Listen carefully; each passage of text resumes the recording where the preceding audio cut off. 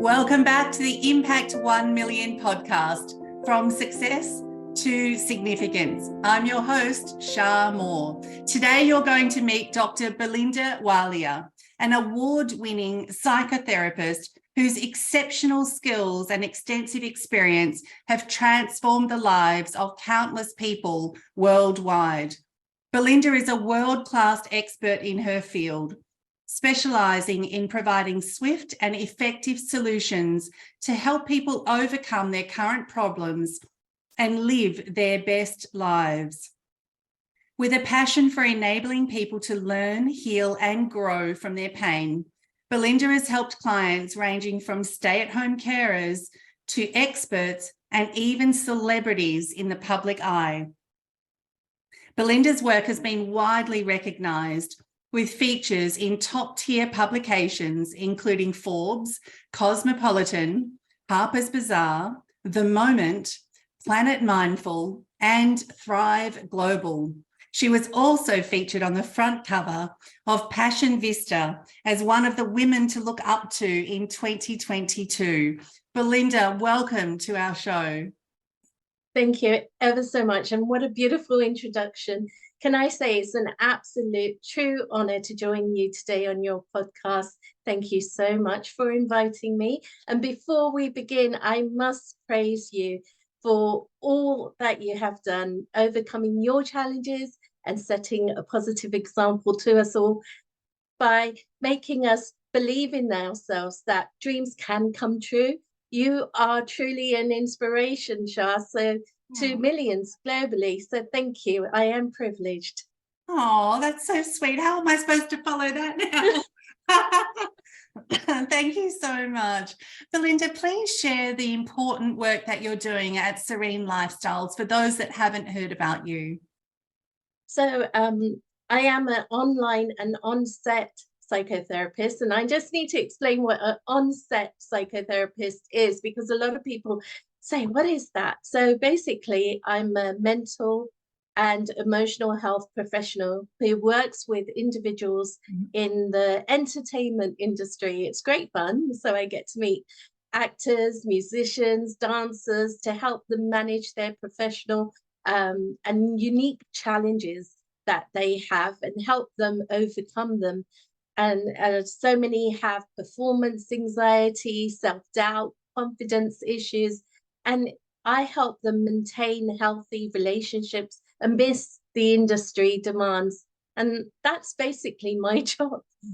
That's so exciting. So It is. through, one thing I wanted to talk about, like some people can watch our show or listen to our show, and they'll often think that they're the only ones that are struggling with whatever they're going through. They're the only ones that have negative self-talk. They're the only ones that have imposter syndrome. They look at other people on what I like to, lovingly call fake book, and they compare themselves to others on social media who may have a beautifully polished photo and they've written a beautifully curated post, and they go, but everyone else looks to be doing well. It must be only me that is struggling at the moment. And Belynder, you've worked with celebrities, you've worked with royals, you've worked with carers, every type of human being. Can you share with our listeners today how all of them are actually linked? Every one of us struggle at some point with the same things. I think that's the issue. A lot of people have this comparisonitis within them. They feel that if they, and on the surface, everything does look glamorous, everything does look good, but we all have to navigate our mental health. We all have issues. Well, these celebrities or people in the public eye, they have this creative passion within them. And I have enjoyed working with people from all walks of life, but I find a lot of them have a lot of common themes. That common theme of not feeling good enough, that common theme of, rejection, the common theme of not belonging or feeling like that things aren't available for them. There's always that common theme, and it doesn't matter which walk of life a person comes from. And I've learned something through this process of working with people from various backgrounds, that it's not so much about fixing people, but about helping them discover their own inner strengths and embracing their uniqueness so they can fix themselves. Oh, I love that so much. And there's a term you use. We talk a lot about printing T-shirts on this show when our guest will say something profound. And I feel like we need to do a T-shirt with what did you call comparaitis? Comparisonitis. Comparisonitis by Dr. Belynder Walia. No, so it's basically when people compare themselves to others, and the only person they should be comparing themselves to is themselves. Yes. From yesterday. Yes, I love that. Comparisonitis by Dr. Belynder Walia. There's another T-shirt, listeners. We need to get on that. But it's so true. And, there's such a danger, isn't there, when we automatically put someone else on a pedestal. What have we done to ourselves? We've just put ourselves on the ground and then looking up to them. And we don't know what they're dealing with on a daily basis. We don't know their limiting beliefs. We don't know their demons. They could be barely hanging on by a thread, but they've just allowed themselves to dust themselves off, don some lipstick or put on a tie if they're a guy, and then just go on, because their why and their mission and their purpose and their impact and their legacy might be bigger than yours in that moment, and they know they just have to soldier on. What are your thoughts around that?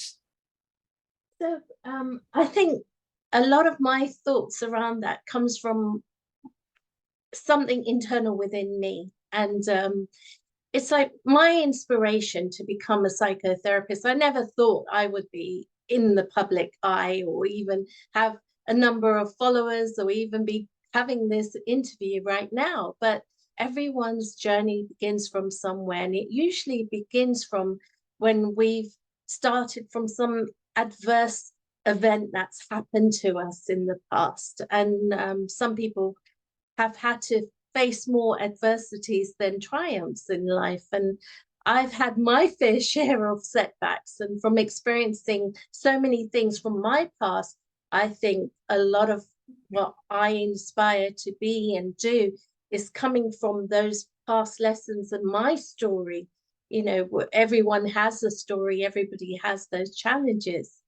And I know that if I reflect on my own experiences and where I'm starting from and what's made me feel that confidence to, pick myself up and get that lipstick on and present myself in a certain way, is coming from a place where I've had to not compare myself to the rest of the world, but compare myself to who I was and when I was in that dark place, So I can share with you my story if you like. Please, I think that would be really important, because people, I know, they're going to look at you and look you up, and then they may think, well, it's okay for her because everything's been wonderful. So I would love it if you would share. That's how, in our show, we can impact 1 million people, is by all of us starting to share our story, and to the point that we're putting together a global coffee table book with 100 voices called Impact. And we're going to bring together the stories like yours and others to this coffee table book, so that we can inspire and shift the thinking of 1 million people. And so please do share your story. I would love that. And I think that's really important, what you've said there, that we've got to use our stories to inspire other people rather than comparing things negatively. And from my experience, I was a young girl that was bullied, and I got beaten up just for the color of my skin. And that's when I was, under the age of 9, and I lost my father when I was 9 years old. And that was a real challenge for my mother. And by the time I was in my 20s, I had a tumor and I had so many issues with my health. But thankfully, I got married to someone I loved at that time very dearly. And we both struggled with IVF, miscarriages. We lost our twins. And then my husband left me, and I don't think he could cope. And I lost my job, lost my home. I was struggling. I was overwhelmed with financial debt. Anybody that's been through IVF knows it's so expensive. And, I had 16 procedures, I had illnesses, life-threatening operation surgery, and I was broken and in a very, very dark place. And I had to somehow find the power within me to overcome it. And I knew at that moment I had a choice. I had a choice to let go of things from the past and, be more present and look forward to the future. And it was that I focused on. I focused on my strengths and my potential. But I know it's not a case of overcoming things suddenly. It takes time. Everything takes time. And even a process like divorce or separation, it's like grief. Even when you lose your job, it's grief. And it's not easy. You have the same sadness, you have to adjust to changes in your life. You have the 5 stages of grief, the denial, where you avoid the pain and the shock of something, the anger that it brings. Of course, you're going to feel anger when you've gone through so much grief, and you feel resentful and you feel, why me? And then you get to the 3rd stage where it's bargaining, and you start bargaining and negotiating in your mind that, okay, there must be something that the higher power or someone can do to reverse the loss or reverse my circumstances. And then you've got the 4th stage, which is, of course, depression. And that can hit people really hard. Thankfully, I wasn't in that sad place for too long. I did feel hopeless, but that sadness and that despair didn't stay a long time because I was very fortunate. I had a support network. I had my family. I had my friends that were brilliant. And then that helps you get to that acceptance stage, that final stage where you come to terms with the loss, the change, and you learn to move forward with your life. And I think that my biggest challenges throughout the journey was the anxiety. And that's what made me realize, right, I have anxiety, and this is a mental and emotional health issue that is impacting me. It impacts millions worldwide, but I've got through it. What is it that I can now do to help other people get through it? Oh my goodness. What a story. What a woman. Honestly, just so many things that, like, one of those things would have been enough for your lifetime to deal with, let alone all of them compounding. How you're even doing what you're doing now and helping others and working with them is an absolute testament, Belynder, to who you are as a human being and the impact you're here to make, and why it's so relevant that you're on this show today, because I know the words you've just said are going to impact thousands, if not more. So thank you so much for sharing all of that with us. You're more than welcome. It helps, when we share, and this is unfortunately, mainstream media consistently put out either really horrible things or the celebrities' lives and everything going well. And I feel like to bring the world together, especially because of what we've all been through with the pandemic in the last few years, that none of us would have thought we would have experienced or lived through something like that. And so I feel like when we bring these 100 voices together through our book, when I have people on my podcast or my TV show, I can serve people up to humanity that are truly walking the ground barefoot, living everything that everyone else is living, feeling all the things they're feeling. But because their why, their impact, their legacy is so big and important, there isn't anything they won't do to serve others and become that servant leader. You talk a lot about positive self-talk. I'd love to get your take on what you've done, but how important is it, and any tips you could give our listeners today? I mean, there's lots of tips I can give you, but the good news is that when you want to overcome any ailment, especially anxiety, you've got to regain that control. And the one key strategy is practicing to be present and living in gratitude. I think it's so important. It helps us to develop a sense of calm and resilience, and helps us manage anything that we need to really overcome. We've got to find our strength and uniqueness within us. And as you say, and I know that I have shared this as well, our stories are there to inspire others.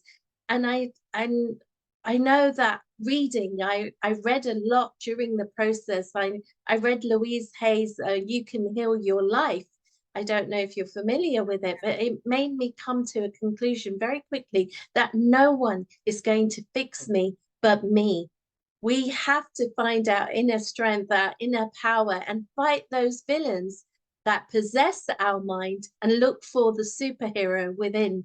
So I think that will be my key takeaway for most people, that you've got to find those powerful tools within you to shift your focus from what you feel you don't have, and know that it is there. You've just got to find it within yourself. It's going to take time. You have to get through things, but you will get that sense of purpose, that sense of direction where you feel more in control. I love that so much. It's so true. And, you know, often I hear people saying, I don't have this, I don't have that, I can't, I this, I that. You know, I barely finished year 11 because of my situation. I was due to be married at 16. And so I don't have formal education. I don't have doctorates up on the wall, or business school this, or I didn't go to college, university, didn't go to any of that. It hasn't stopped me from achieving what I have achieved so far. You know, that coffee table book, that impact book we're working on, it's going to be that pillar, a cornerstone piece in corporate offices around the world. It's going to be in entrepreneurial coffee tables around the world. It's going to be on the billboards in New York. I don't let the fact that I don't have a publishing background, I can't write to save my life, I don't let any of that stop me. And I think it's really important. It's like my dolphins are my spirit animal, I have to share. I love dolphins. I honestly, I've been a dolphin at some point in my lifetimes, guaranteed. I watch them swim and play, and I actually feel myself there with them. And if I was to sit here now and say, gosh, I wish I had a tail, you know, I wish, they're probably sitting there looking at me going, gosh, I wish I had legs. Right. So I think we can always wish and want and sit there and go, but if I had, you know, Dr. Belynder's confidence, if I had this, but what do you have, friends, when you're listening to this?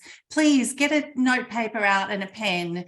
And after you finish listening to this, write down 20 things that you do have, whatever they are, skill sets. What are your attributes you love about your body, your personality? What do your friends say about you? Make that homework from today's show, because when you start to be grateful for those things, the things you don't have, it's like telling a dolphin, gosh, you're stupid, you can't climb the tree. How silly is that? It's not born to do that.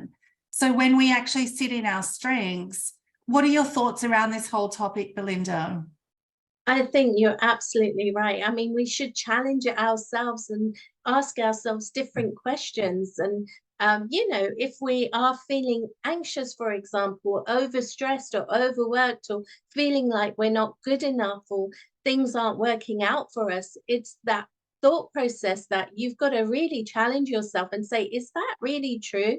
Is that what evidence do I have to support those thoughts that I'm thinking right now? And by doing this, we can develop a more balanced and realistic perspectives of ourselves in particular, which can help alleviate those anxieties and those stresses. We can also overcome those anxieties and stresses and even sadness by building a strong support network. And as I said, a lot of what helped me get through my challenges was having those people, positive people, supporting me. And that made me feel more connected. It reduced the stress, improved my overall well-being, because I had love. And I found the love within me, because I knew that was what I was actually attracting. I was becoming more self-aware, more self-accepting, and more self-compassionate. So I love that.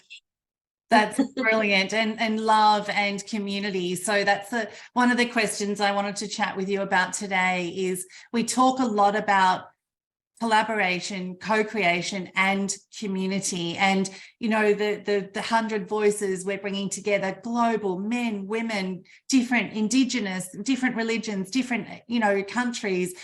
The community that's forming is soul food for me. I'm going to grow so much through this process. Because everyone enriches my life, whether it doesn't matter what stage of success they're at. Some of them are barely scraping by and others are turning over multi-millions. That's not even relevant to a life of impact. But community is so important and always has been for me. How has that shaped who you are today? I think it just, as you've said,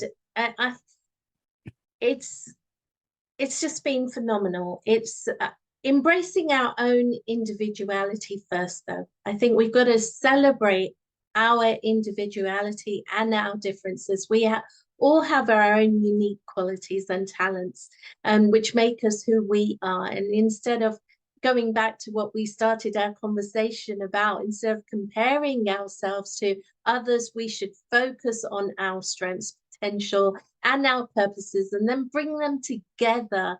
And if we do that, we can, you know, we can be a power of strength. We can break through those glass ceilings, no problem. Yes. Oh, 100%. And then having a tribe, a community around you who celebrate your strengths, celebrate your positive attributes, and remind you every day how fabulous you are. That's the community I live and breathe in every day. And I've learned over the years that not everyone is your cheerleader. Some of them have their own limiting beliefs and they're so threatened, right? Every time we're about to run away from home in 6 weeks' time with my husband of 30 years and travel the world and go and find more people for our book and film my TV show in Asia and Europe and the States and coming to the UK. And so there are some people who are jealous that we're so brave to do that. But for us, it just feels like the next natural step. And so I now surround myself with my community who say, we can't wait to cheer you on. We can't wait to see you, splash it all over social media so we can live vicariously through you and watch and celebrate your journey. And so that's where community is so important. Belynder, I'd love to get your final thoughts on today for someone listening. What words of wisdom would you like to share with them?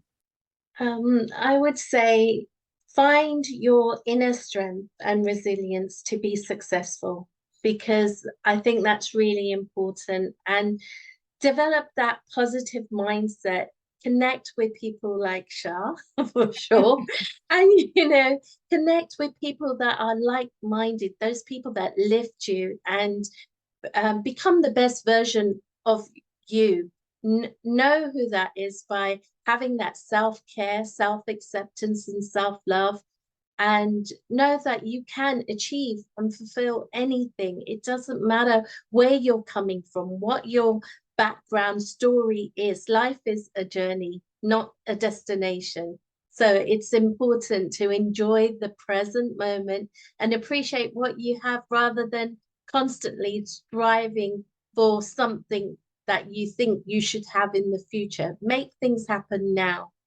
I love that so much. And Belynder, I know that everyone's going to want to reach out to you. What's the best place for them to find you?